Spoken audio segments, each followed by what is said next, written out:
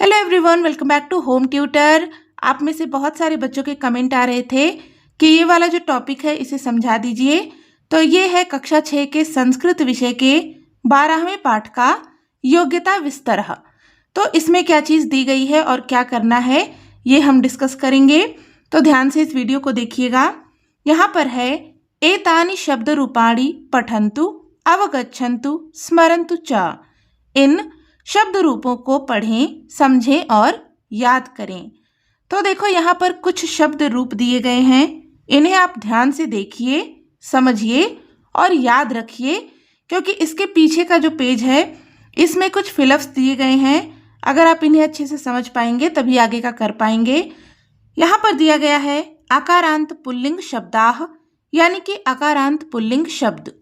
आकारांत pulling शब्द वे शब्द होते हैं जिनका अंत आ से होता है, यानी कि जिसमें कोई भी मात्रा नहीं लगी होती है। जैसे कि यहाँ पर शब्द है ग्राम, भिक्षुक और बालक। इन शब्दों का जो रूप है वो द्वितीय विभक्ति के एकवचन, द्विवचन और बहुवचन में दिया गया है। जैसा कि आप जानते हैं कि संस्कृत में 7 विभक्तियां होती हैं और संबोधन को लेकर 8 होते हैं। तो यहाँ पर केवल द्वितीय विभक्ति का रूप दिया गया है। तो देखो, द्वितीय विभक्ति के एक वचन में ग्राम शब्द का रूप होता है ग्रामम, द्विवचन में ग्रामो और बहुवचन में ग्रामान। इसी प्रकार से आकारांत पुल्लिंग शब्द भिक्षुक, द्वितीय विभक्ति के एक वचन में इसका रूप होता है भिक्षुकम, द्विवचन में भिक्षुको और बहुवचन में भिक्षुकान। फिर बालक शब्द का द्वितीय विभक्ति के एक वचन में रूप होता है बालकम, द्विवचन में बालको और बहुवचन में बालकान। तो यहाँ पर आपने सीखा कि अकारांत पुल्लिंग शब्द के द्वितीय विभक्ति के एक वचन, द्विवचन और बहुवचन के रूप किस प्रकार से बनते हैं। अब देखो, आगे है आकारांत स्त्रीलिंग शब्दाः, यानी कि आकारांत स्त्रीलिंग शब्द। ऐसे स्त्रीलिंग शब्द जिनके अंत में आ है, यानी कि आ की मात्रा लगी हुई है। तो यहाँ पर है भिक्षा, माला, बालिका और तत्। तत् ये सर्वनाम शब्द है, तत् स्त्रीलिंग सर्वनाम शब्द। तो यहाँ पर द्वितीय विभक्ति में भिक्षा शब्द का रूप होता है भिक्षाम एक वचन में, द्विवचन में भिक्षे और बहुवचन में भिक्षाः। इसी प्रकार से माला का होता है मालाम एक वचन में, द्विवचन में माले और बहुवचन में मालाः। बालिका का एक वचन में होता है बालिकाम, द्विवचन में बालिके और बहुवचन में बालिकाः। तत् शब्द का रूप होता है, स्त्रीलिंग है, याद रखना, स्त्रीलिंग द्वितीय विभक्ति में तत् का रूप होता है एक वचन में ताम, द्विवचन में ते और बहुवचन में ताः।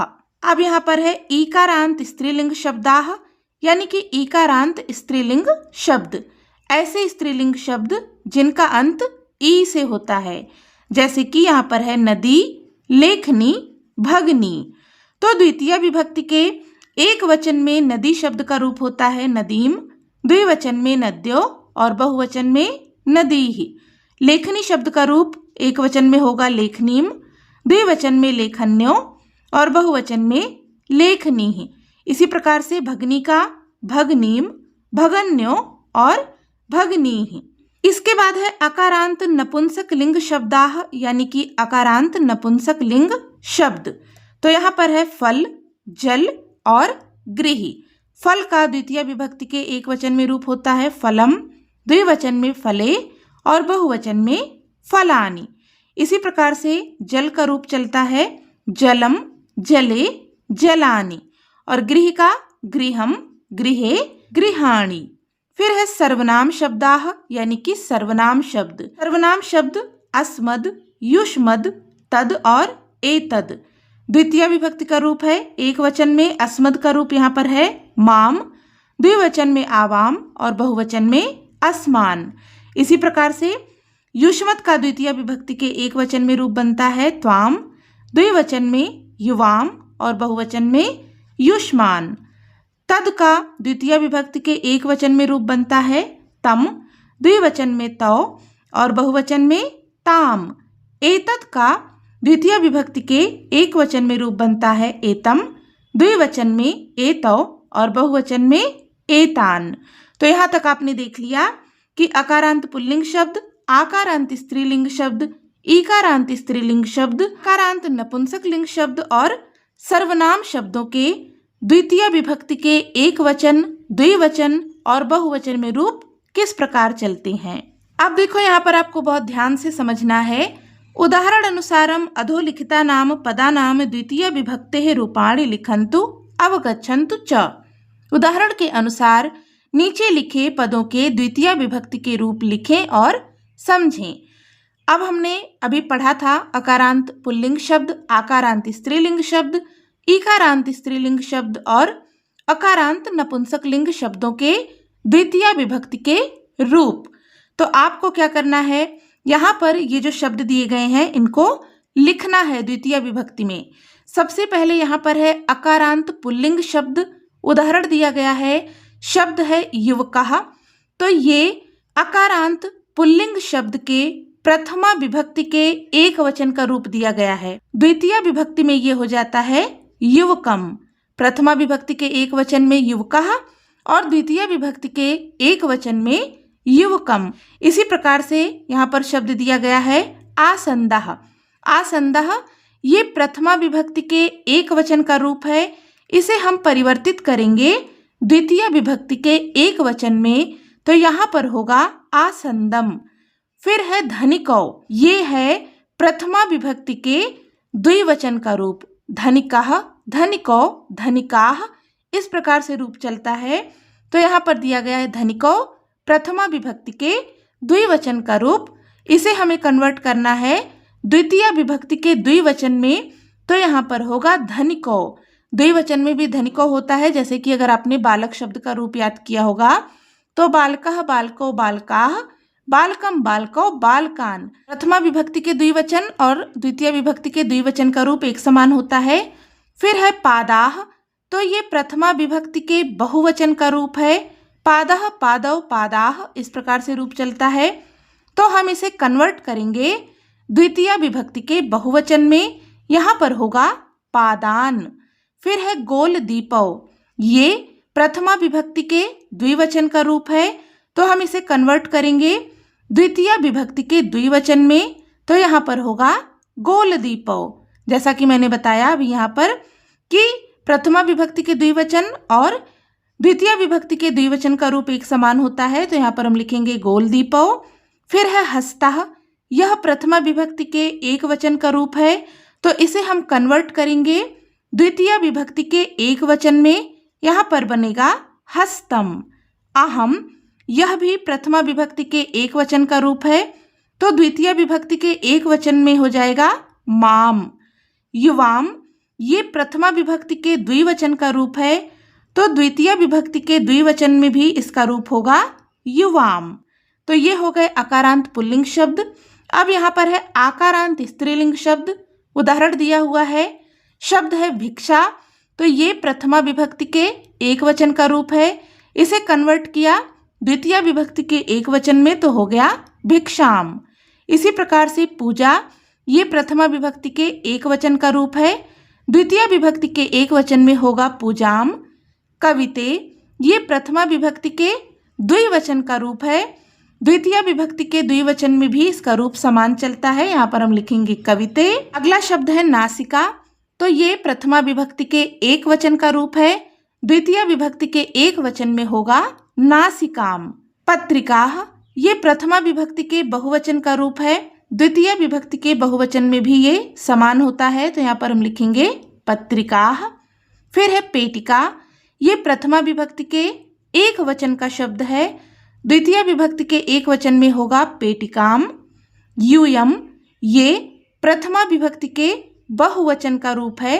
त्वम, युवाम, यूयम, इस प्रकार से रूप चलता है। तो द्वितीय विभक्ति के बहुवचन में हो जाएगा युष्मान। फिर है आवाम। आवाम, ये प्रथमा विभक्ति के द्विवचन का रूप है, तो द्वितीय विभक्ति के द्विवचन में हो जाएगा आवाम। ये दोनों समान होते हैं, तो यहाँ पर हम लिखेंगे आवाम। इसके बाद है ईकारांत स्त्रीलिंग शब्द नदी। तो यहाँ पर नदी, ये प्रथमा विभक्ति के एक वचन का रूप है। इसे द्वितीय विभक्ति के एक वचन में कन्वर्ट करेंगे, तो यहाँ पर होगा नदीम। इसी प्रकार से लेखनी, ये भी प्रथमा विभक्ति का एक वचन है, तो द्वितीय विभक्ति के एक वचन में इसका रूप होगा लेखनीम। जननी, इसका रूप होगा जननीम।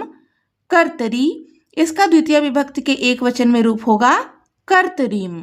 अब यहाँ पर है अंकन्यो, ये प्रथमा विभक्ति के द्विवचन का रूप है, तो हम द्वितीय विभक्ति के द्विवचन में कन्वर्ट करेंगे, यहाँ पर हो जाएगा अंकन्यो, दोनों समान होते हैं। फिर है सम्मार्जन्यः, तो ये प्रथमा विभक्ति के बहुवचन का रूप है, द्वितीय विभक्ति के बहुवचन में इसे कन्वर्ट करेंगे तो यहाँ पर शब्द होगा सम्मार्जनीः। फिर है द्रोणी, ये प्रथमा विभक्ति के एक वचन का रूप है, द्वितीय विभक्ति के एक वचन में इसे कन्वर्ट करेंगे तो ये होगा द्रोणीम। भगनी को जब कन्वर्ट करेंगे तो ये द्वितीय विभक्ति के एक वचन में हो जाएगा भगनीम। इसके बाद यहाँ पर है अकारांत नपुंसक लिंग शब्द।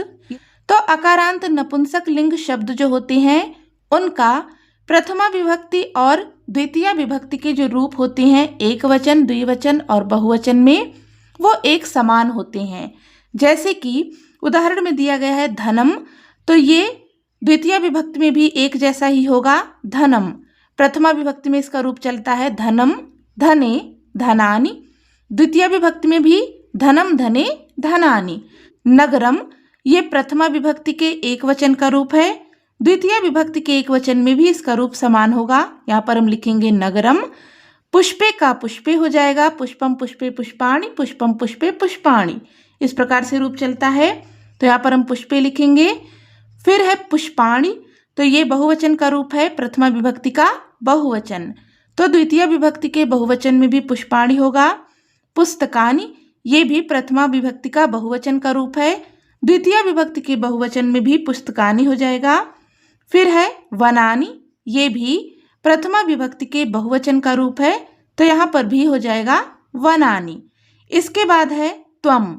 त्वम ये प्रथमा विभक्ति के एक वचन का रूप है, इसे जब हम द्वितीय विभक्ति के एक वचन में कन्वर्ट करेंगे तो यहाँ पर होगा त्वाम। सह ये प्रथमा विभक्ति के एक वचन का रूप है, इसे द्वितीय विभक्ति के एक वचन में कन्वर्ट करेंगे तो यहाँ पर होगा तम। तो उम्मीद करती हूँ कि आपके लिए ये वीडियो हेल्पफुल रही होगी, आपको ये अच्छे से समझ में आ गया होगा। अगर आपको वीडियो अच्छी लगी हो तो प्लीज़ इसे लाइक करें, दोस्तों के साथ में शेयर करें, चैनल पर नए हैं तो सब्सक्राइब भी कर लें। मिलते हैं नेक्स्ट वीडियो में, तब तक के लिए take care and bye bye.